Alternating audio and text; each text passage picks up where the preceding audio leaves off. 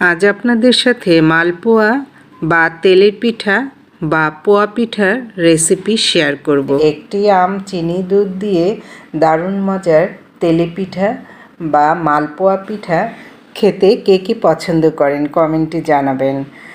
আশা করি রেসিপিটি আপনাদের কাছে ভালো লাগবে। চলুন ভিউয়ার্স, রেসিপিটি দেখে নেওয়া যাক। প্রথমে আমি একটি আম চিপে নিয়েছি, এটিকে একটি চালনি দিয়ে ছেঁকে নিয়েছি। এর মধ্যে যে আঁশগুলো আছে সেগুলো ফেলে দিয়েছি। এরপর দিয়ে দিলাম স্বাদ মতো চিনি। যে যেমন মিষ্টি খেতে পছন্দ করেন সেই আন্দাজে চিনিটা দিয়ে নেবেন। এরপর দিয়ে দিচ্ছি গুঁড়ো দুধ। 4 টেবিল চামচ দিয়েছি। দুধটা আমি আমের সঙ্গে আর চিনির সঙ্গে ভালোভাবে মিশিয়ে নেব। গুঁড়ো দুধটা দিলে এই মালপোয়া পিঠার সাথে কিন্তু দ্বিগুণ বেড়ে যায়। এবার দিয়ে দিচ্ছি 1 কাপ চালের গুঁড়ি আর 1 কাপ ময়দা।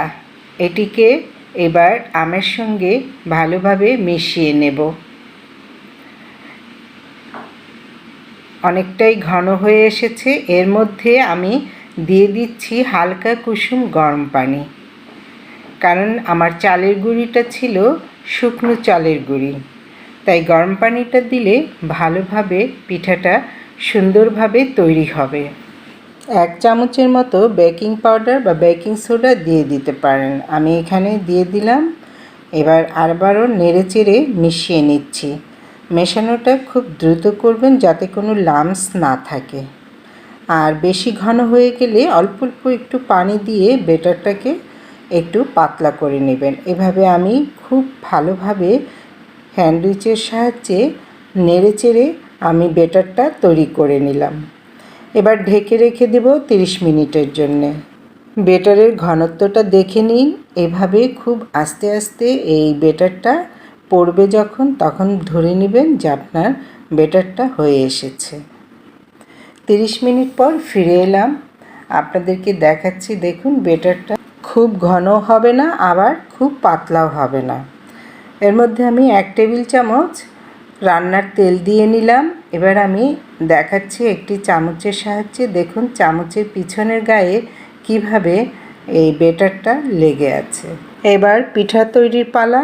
আমি চুলায় তেল গরম করে এই চামচটাও গরম করে নিচ্ছি। এই চামচে আমি ব্যাটারটা দিয়ে দিলাম।